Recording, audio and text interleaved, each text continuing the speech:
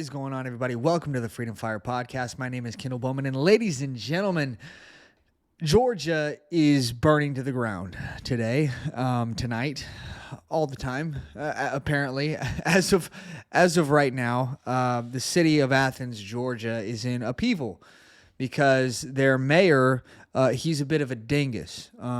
He held a press conference today where he decided that he was going to make all kinds of excuses for the illegal immigration that he has allowed to happen in his city, for the sanctuary city status that he has allowed his city to become, and for the murder that happened against a young girl named Laken Riley. As I made a video about this just yesterday, or excuse me, not yesterday, on Tuesday.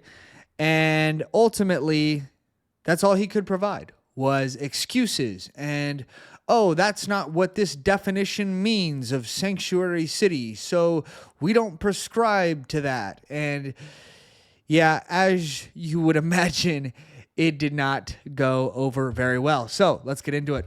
We have this story from the Post-Millennial. Athens mayor defends dedication to undocumented neighbors of Latinx heritage. Latinx is not a word. Get over it. After Laken Riley's murder, while residents scream over him to resign. I'm going to get to some of what he said, but I want to read just a little bit into this. Athens Clarke County Mayor Kelly Girtz held a press conference on Wednesday morning regarding the killings of Augusta University nursing student Laken Riley and the arrest of illegal immigrant Jose Ibarra as a suspect in connection with the death, and was met with protesters calling for his resignation. During the press conference, Girtz spoke on getting inquiries about the sanctuary city status of Athens Clarke County. The term sanctuary city doesn't have a sole legal or procedural definition. You can look in Georgia statute and you can find a clear definition for a unified government. You can look in contractual language and you can find out exactly what it means to be an SEC institution. Sanctuary city doesn't track with either of those. And so that term means different things to different people depending on the context of the discussion. Yeah. So basically what he's trying to say here is that he has turned the city of Athens, Georgia into a sanctuary city, but he doesn't want to call it a sanctuary city because Georgia is a swing state and he can lose his job like that. In the blink of an eye, his job can be gone and can be handed to someone else, which it likely will be. Let's be honest. After this situation, it's likely that he's going to be out of office. First, for many of you who do not know what happened to Laken Riley, I will recap in case some of you missed the news. Laken Riley was a young girl. She was a nursing student at Augusta University. I believe it's called Augusta University. Yes, Augusta University in Athens, Georgia. And she went out for a jog one night, and an illegal immigrant who had also been detained 2 other times for 2 other crimes other than crossing the border illegally,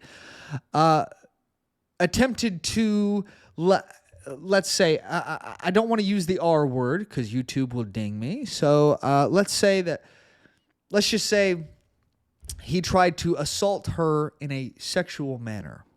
She fought back, and when she fought back very bravely and honorably, he panicked. And in his panic, he crushed her skull. That is correct. He disfigured her skull. Yes, I want each and every one of you to understand the level of violence that this man is capable of, this illegal immigrant. And mind you, this illegal immigrant had not been stopped at our southern border. Oh, let me rephrase that. He had been stopped at our southern border, but he had been what we call caught and released. Caught and then released into our country. where he then proceeded to commit multiple crimes, multiple felonies, in which he was released again for those felonies, and then murdered this young woman after he attempted to molest her. So that is the story of what happened to Laken Riley. And of course, the city and the people that live in the city are fed up. They're fed up. They're done with this. I want to show you exactly what this, what should I call him? What should I call him? This dingus had to say. So let's watch. While 2019 was not that long ago, you might remember the dynamic we were living in the late teens in this country, where you had the President of the United States speaking in the most vile terms about people who were foreign born. Oh, whoa. Speaking in the most vile terms about people who were foreign born. No. You see, Donald Trump did not speak in vile terms about people who were foreign born. He spoke in vile terms about people who were foreign born, who were coming to this country, and they were criminals. They were violent criminals, gang members, rapists, murderers. These are the people that Donald Trump spoke in a very vile way about. And they deserve to be spoken about in that vile way because they are violent criminals. I'm sorry. Like, what about the story of the young illegal immigrant? Excuse me. What about the story of the young girl in Ohio who was sexually assaulted by a illegal immigrant? 15-year-old girl assaulted by this illegal immigrant and was impregnated by him. I'm sorry. Are we just we're just supposed to look at that guy and not speak of him as if he's a vile piece of garbage? So he's a pedophile. He's a child molester, and because he's an illegal immigrant, we understand that the first two things that I just said should have never happened because he's an illegal immigrant, which means that we had every opportunity to stop him at the border, and we didn't do it. And of course, it is the same thing with this situation. Let's continue. And you had that notion metastasizing in places like Charlottesville. In the main, I caution against conflating immigration and crime. The data demonstrates that the two are not connected. Oh, I caution you with conflating illegal immigration and crime. Sir, it is called illegal immigration for a reason, because it's illegal and it is a crime. Ladies and gentlemen, if our laws at the southern border were being enforced, then this illegal immigrant, this illegal alien, this criminal alien, I believe criminal alien is the legal term. So I'm going to use criminal alien. This criminal alien, Jose Ibarra, would have been stopped at the border. He would have been detained. His information would have been taken down, and then he would have been immediately deported. He would have been immediately deported back to his country. And Laken Riley would still be alive today. She would still be alive, pursuing her dreams of becoming a nurse at Augusta University. That is a fact. It is a fact that if our laws had been enforced and that this scumbag criminal was not allowed to just roam through our country, this young girl would still be alive today. I don't know what it's going to take. I don't know what it's going to take. But ultimately, this has got to stop. Let's continue with what he has to say. Because the impact of federal immigration policy on localities has been under such consistent discussion in recent months, I do want to say a few words about this.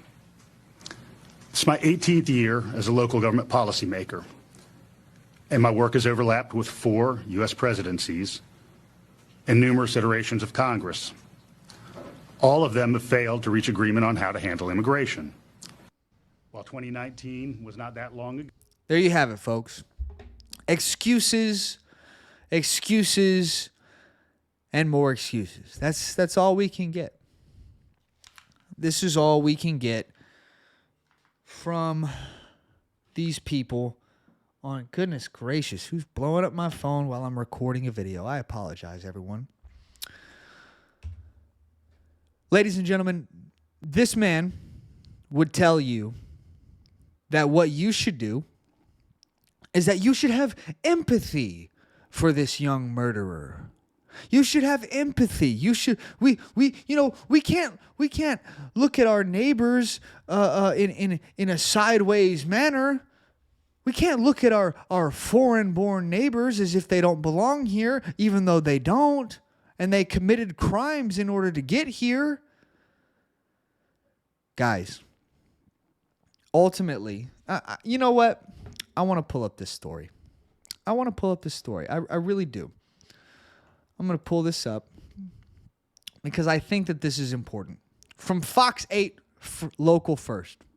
Undocumented immigrant accused of sexual assault and stabbing in separate Kenner incidents. I want to zoom in, get you guys a nice look at this young criminal alien, and then let's read. A 19-year-old Honduran man has been arrested in Kenner following a series of violent crimes, according to police. The Kenner Police Department says the investigation began on Tuesday, February 20th, when it was notified of a rape of a 14-year-old girl at knife point. A 14-year-old girl. 14 years old. What is wrong with these people, man? That we would continue to support this. 14 years old. Oh, but illegal immigration has nothing to do with crime. Sir, they're committing crimes by crossing the border illegally.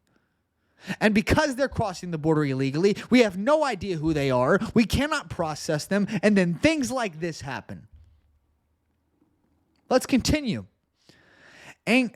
Angel Matias Castellanos Orellana, I have no idea if I said that correctly, but he's a child molester, so I don't really care, was identified as the suspect. Police say Castellanos Orellana was in the United States illegally on Sunday, February 25th, around 3:15 a.m. Police responded to reports of a stabbing in the 2600 block of Phoenix Street.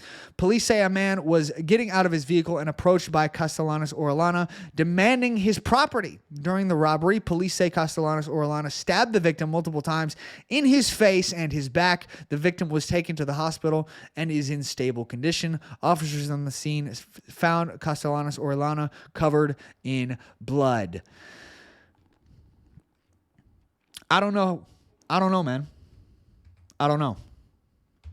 I don't know if I actually showed you guys this guy's face. I might have screwed that up. But yeah, this is the young Honduran, the illegal immigrant who is in your country illegally and is stabbing people in the face and molesting 14-year-olds. 14 years old. And that young girl's life will never be the same because of the trauma that this criminal alien has brought upon her. The man that he stabbed in the face, his life will never be the same because of the actions of this criminal alien. And ultimately, every single one of these crimes that I have presented to you and that I have showed you could have been prevented. If only our border laws, if only our immigration laws were simply enforced. You see, Biden would have you believe that he needs some kind of new law to pass in order for him to have the authority to stop everything that's going on at the border. No. He's already had the power to put a stop to this since he's been in office. Since day one, he has had the power to close the border. He has had the power to stop illegal immigration. He has had the power to use the federal police forces to enforce our border laws. He has had the power from day one, and they don't do anything about it. And of course, you sit there and you wonder why, but it's blatantly obvious. You recently had a judge up in New York take on a case and ruled that no, New York, undocumented criminal aliens cannot vote in New York state elections. Yes. You see, New York State tried to make it so that criminal aliens could vote in New York State elections. And there's many other towns and jurisdictions across the country that are allowing it. And there's nothing that we can do about it unless the Supreme Court rules on it or unless a law is passed. But of course, nothing's going to get through Congress right now. There's nothing we can do. And of course, what are these criminal aliens saying whenever reporters ask them about who they would vote for? Of course, they all say Joe Biden. Man, is this the fall of the Republic? Is that what this is? Are we on our way to the empire portion of the Roman Empire? Because the Romans they were the Roman Republic first, and then the Roman Republic fell and became the Roman Empire. Are we at that stage where the Republic falls and we become the empire, where there's no order, there's no lawlessness? I guess not, because at least in Rome, the Roman Empire, there was order and there was I don't know, man. I don't know. I know that this can't stand. It can't stand. Now, I do want to end the video on a little bit of a hopeful message. I believe that this is backfiring. I mean, you've got communities all over the country. You look at the south side of Chicago, the black community in Chicago. You look at multiple communities in New York. The mayor of New York City saying, recently just asked Joe Biden to close the border and to deport criminals, illegal or criminal aliens that are committing crimes. Now, they already committed a crime by coming across our border illegally, so they should have been deported the second they stepped foot on our soil. But this is what they're saying. These communities, these cities are starting to feel the pressure.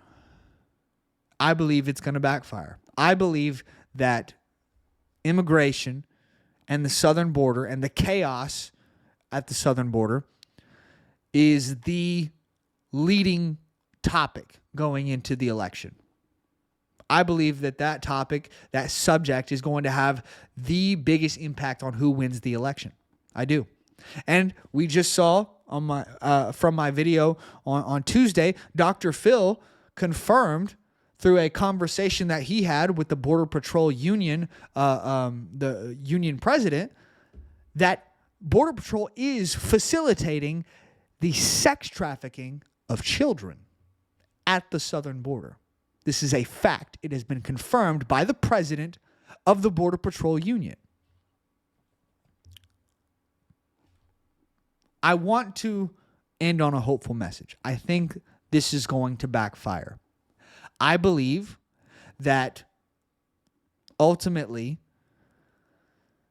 I mean, you never want to see stuff like this, man. You never want to see young women losing their lives because of the failures of our government, the failure to enforce the law, the failure of these cities to do something about these people, the failure of our border patrol. my goodness, I hope that those Border Patrol agents, the ones that, I mean, the union president came out and said it. Like, they are facilitating the sex trafficking of kids. I hope every single one of them rots in a prison cell. Every single one. Oh, but we can't blame the agent. It's Biden's fault. No. You see, when World War II was over, and the Nazis, the Nazi soldiers who were guarding the concentration camps, and they knew what was going on, and they didn't do something to stop it. What did we do with them? We executed them. Or we imprisoned them. Now, I am not arguing, well, let's think long and hard here. Let's think long and hard. Do we really want to spend taxpayer dollars keeping child sex traffickers alive in prison, paying for them to live in a prison cell, 3 meals a day, and a warm bed? Do we really want to use taxpayer dollars to pay for the continuing life of child sex traffickers? I really don't. My opinion, the moment they trafficked a child to a sex trafficking ring, which has been confirmed, the moment that they did that, they forfeited their right to live. Just my opinion. Just my opinion. You're more than welcome to argue with me down in the comments, but let's be honest. Do you really want to be that person that's trying to defend the life of a child sex trafficker? Come on. Yeah, I think they should all be arrested, and the most egregious offenses, I think they should get the death penalty. I do. When you harm a child in that way, I personally believe you have forfeited your life. I do. But ultimately, like I said, I believe this is going to backfire on the Democrats. I think that they have overplayed their hand, and I think that Republicans are probably going to win in a landslide victory come November. Now, obviously, there's going to be shenanigans. Obviously, there's going to be things that go on. The Democrats are going to try to do things to try to, stay in power. Guys, this is going to happen. But ultimately, the people are fed up. And I believe that if the people will do the right thing, will get off their butts, go get registered to vote, register your family and your friends to vote, and then on election day or early voting, whatever. Well, I don't care what kind of voting you do, unless it's mail-in voting. Don't do mail-in voting. That's stupid. That's garbage. We don't support that. Unless, of course, you're somebody who is in the military, or if you're disabled, something like that. That's fine. But ultimately, I don't care how you go vote. Just go vote. I don't care when you go vote. Early voting, election day, don't care. Go vote. Because, guys, this cannot continue. We're talking about, in this instance, with this Honduran criminal alien here, 14-year-old girl. 14-year-old girl. Her life will never be the same. Her life, I mean, I just pray. I just pray that God, honestly, I feel like God is the only one that can really heal that. Personally. It would take an act of God, in my opinion, to heal that trauma. And I pray that he does it. I pray that God heals her. But ultimately, we have to do what is right at the end of the day, and we have to stop this garbage from happening. The only way that that's going to happen is by getting off your butt and going to vote. Just do it, man. Overload the system.